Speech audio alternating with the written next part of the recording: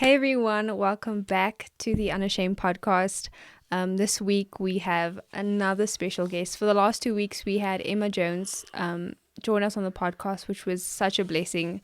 And I personally learned a lot from her, and I hope that you did too. This time we have a bit more of a familiar face or voice on the podcast. Zach is not permanently off. He's just taking a break right now. And so in his place, we have a few special people coming to just share their wisdom, share their walk with God, and just what they've learned. This week, we have Uncle Jim on the podcast. Welcome, Uncle Jim. Hello. And this is not really going to be a biblical teaching or anything like that. It's a bit less formal than that. But today, Uncle Jim's just going to sit down with us because we know with the goal of the podcast, we essentially started this wanting it to be young people talking to young people on perspectives that young people would hopefully understand coming from other young adults. But of course, with that, there's a lot of things that we as young adults don't necessarily have the insight or experience to, especially in our Christian walk and just habits and experiences that we've had. And so that's why we have Uncle Jim here today. He's going to talk to us about just some of the things that he's learned in his life, and if he could go back or even advise some of us on things that we should be cautious about or habits that we should change, or just just anything that would be helpful for a young person to learn about and to know about from someone who has gone through those things. So we have Uncle Jim here for that today. Welcome, Uncle Jim. And thank you. So start us off. Wow, I don't know how much time I'm limited to. What? 20, but anyways, 20 minutes. 20 minutes. Well, thank you. I've been listening to your podcasts, and I think they're fantastic. Thank you. And so today, I would really like. I feel like I want to call this a bit of a wake-up call for those of you listening, because when I was young, I really looked at my walk with the Lord as something you did when you got older, and you did when you got a family, and you did when you were all grown up and everything. And right now, it was just a time to have some fun and not, let's experience things and so forth. Right. And of all the things that I really want to say is that is really a bad way to think, probably because that's the way I thought. And so I really want I want everyone to stop a second and just think of the things that you've learned from the podcasts and take them to heart and make them a part of your life. And I remember Pastor Jeff, maybe at one of the camps, he had a sermon series called All In, and that go all in. Don't just go in on Sundays. And so let me tell you some of the reasons why I think that. First of all, the most common that I grew up with all my life is, well, you've got to give yourself to Jesus because you're going to go to hell otherwise. Yeah. And everyone talks about the eternal benefits of it, and the fact that, you never know when Jesus is going to come. Well, I'm going to repeat the same thing, and I'm going to also tell you to look around you right now at what's going on in the world. Who knows when that could actually happen, but I could be soon. But, the other side of it is, this year we had a close friend pass away in our ministry, and he was a young man, 18, maybe 19 years old. Yeah. And we knew he got sick, but we didn't know anything about it. I don't even know that his family did, but suddenly one day he was gone. And I got to be at the funeral service, and people talked about him knowing Jesus and giving his life to Jesus. And so you never know. Everyone says that one also, that you never know when you're going to be gone. And so it kind of hit home and made it really true to us. But, there's some other things that you never think about. And this is the thing that I think that my experience can bring to it. Yeah. One of them Well, it really all can fall under the same category, and that's baggage. Imagine this giant backpack that you have on your back, and let's just say there's a notebook in it, and that's all that's in it. It's not very heavy. You don't even know it's back there. But then you go through life, and let's just say every other month somebody puts a rock in that backpack. It's not anything that's really of any value, but it starts getting heavy. Yeah. And after about 20 years, you've got a pretty big collection of rocks, and you find yourself in a position that you really can't go anywhere. In what I'm talking about is things that you collect as you go through life. The baggage that you pick up, consider the things that, I'm young, I just want to try this once. Yeah. I'm not really going to fall into that category. Well, that can be smoking, that can be drinking, that can be drugs, that can be sex. All those things, you try it once, you're like, well, one more time's not going to hurt. And next thing you know, you find yourself in a habit. I've worked with men for years, many years, 30 plus years. Pornography is there's nothing hidden about the damages of pornography. Yeah. But I will tell you, I've sat across a table from a man that his marriage is literally falling into nothing because of pornography. And when I talk to him about it, I find out that, well, when I was young, I had a friend that showed me something. I was like, oh, that's really cool. I think I should look some more. And next thing you know, it becomes a weekly thing and then a daily thing and then an hour. And suddenly it's all that's on your mind. Yeah. And the problem is that what you started out as just that would be cool, it suddenly becomes a way of life. And you are now trapped. And the thing is with this baggage is that backpack, you can't take it off. You can cut it off and you can go to counseling, and there's lots of different ways to deal with your struggles. But there are some things that's in my life today that started when I was a teenager. Yeah. And if I had a choice and could snap my fingers, I would remove it from all memories. I've learned how to deal with them. They don't hinder me as much anymore, but they're still there. It's like a cut on your arm that creates a scar. The scar will forever be there, and it will forever remind you of that part of your life. But I will tell you another big part. You do not understand the things that you carry into your adult life that you carry into your marriage. And so you think you married the perfect girl, guys, and I guess I could say girls, you think you married the perfect guy, and all of a sudden these things come back, but it's the other person. Well, guess what? You're dealing with that too. Right. Because you're now one. And you bring that stuff into your marriage, and it just forever beats it down. So I'm going to go back to the beginning, and I'm going to say, everybody, wake up. Listen to what the podcasts have been talking to you about. And those of you know, I remember sitting in church with my hands sweating, listening to the pastor say, just give your life to Jesus. Ask him into your heart. Many of you have felt that, and you need to do something. In our days, we had to get up and walk up to the front. It's called an altar call. We don't do that too much anymore. But because the Bible doesn't say you have to do that. But that's what we thought. I was more scared of walking up there than I was of making a decision. But I really want to tell you that you need to take your life right now and start giving it a direction. And the direction has to be driven towards God and the things God wants.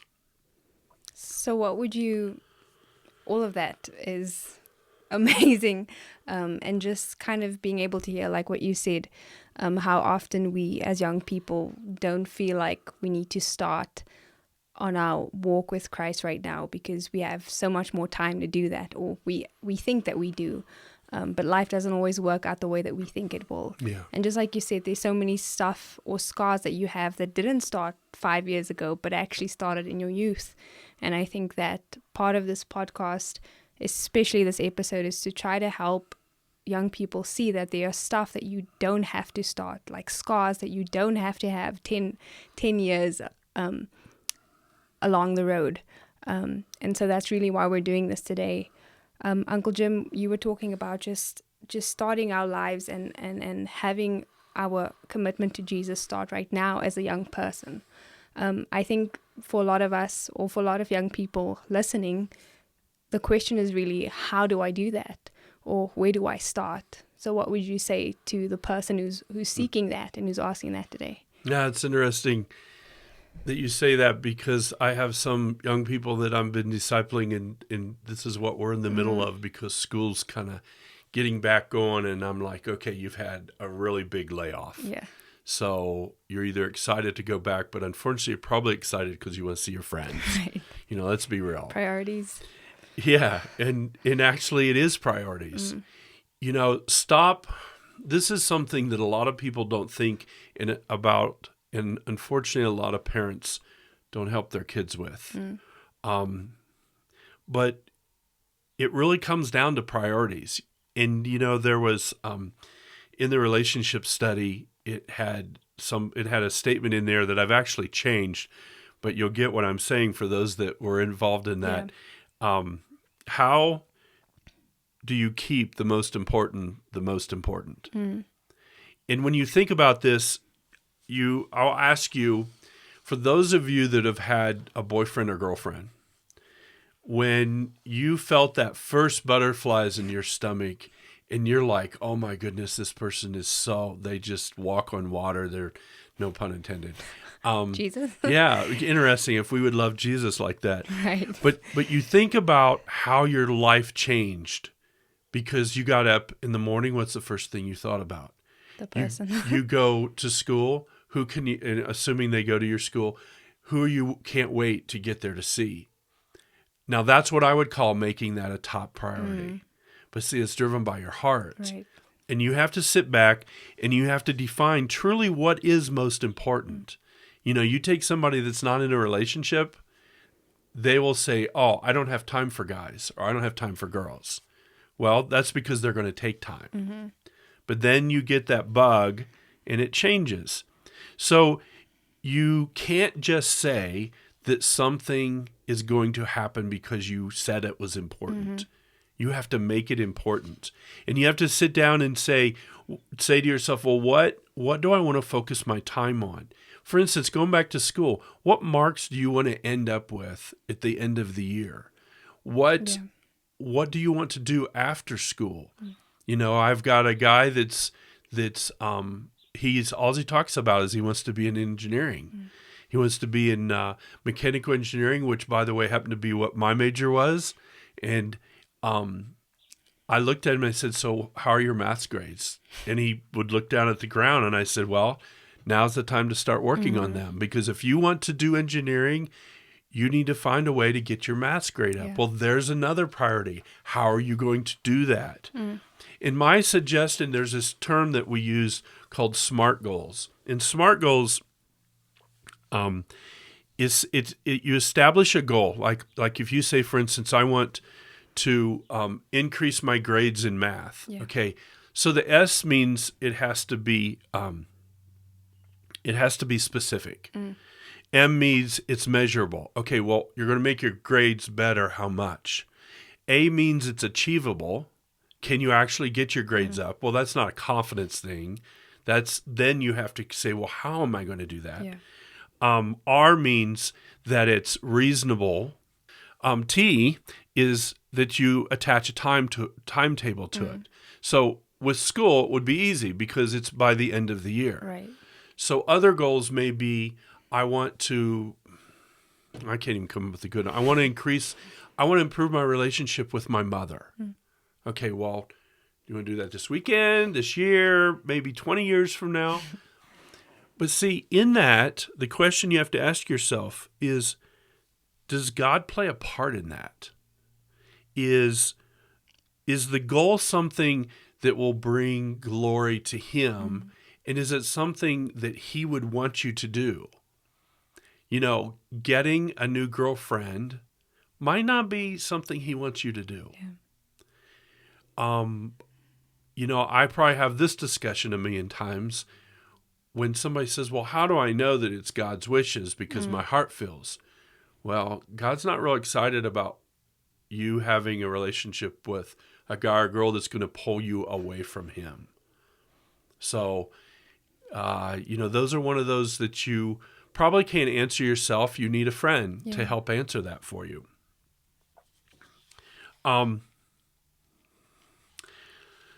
Another thing that came out of the relationship study was the attraction of lesser things was one of our days. That was a good one. We all know that you can set goals and plan, but doing it's a whole nother thing. And it really comes down to decisions. I heard something at camp last year that Josh Daggett said. He says, imagine how many decisions you make throughout your life. We literally go through every day making small decisions. Making a decision to get married or making a decision to move from the United States to South Africa, those are kind of good examples of big decisions. Yeah. You make hundreds of decisions, I say, every day. What time are you going to get up? What are you going to wear to school? Now, for guys, that's a 3-second decision. For girls, it started 3 days ago. But a decision nonetheless. How are you going to, much you're going to study for a test? All these things. What are you going to eat for breakfast? Who are you going to talk to at school? They're all decisions you make because you could choose to do something else. And so what you have to ask yourself is, how is it that I make those decisions? And sometimes, could I have made a better decision?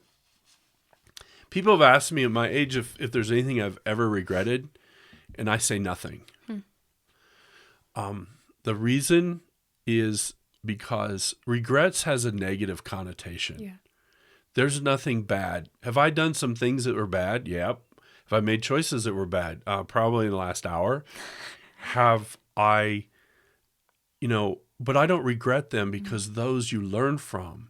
So what I'm saying is, you go through your day, one decision you should make at the end of the day is, how did my day go? Think about your decisions. Did you make good decisions? Well, no, because I hung out with so-and-so instead of studying for a test. You got to change that. Yeah. You got to you got to keep what's most important. And that's important. When you look at all of these decisions and you review, think about the balance that you have in your life. You have to have balance from a standpoint of the things you do for academics, the things you do with your family, the things that you do for fun. Fun needs to be one of your goals, but it can't be the driving goal. Yeah. It can't be the overarching. And when you spent 3/4 of your day having fun, that probably wasn't a good decision. But not having any fun, going through life, who's going to go through life studying? Okay, I'm going to sleep 6 hours a day. That means I have 18 more hours to study. No, you're not going to do that. So when you review that, ask yourself, am I keeping balance? But most importantly, and this is the final big one, how much time did you spend with God? People say, I want to know God's will. Well, do you spend any time with him? I'm sure you guys have had that in numerous of your podcasts. And so to summarize it all, have goals. I was asked to do a motivation speech, and I know you all hear them at school. And I asked Zach, I said, what are your thoughts about doing a motivation speak? And he told me something I'll never forget. He says, how do you motivate somebody that has no aspirations?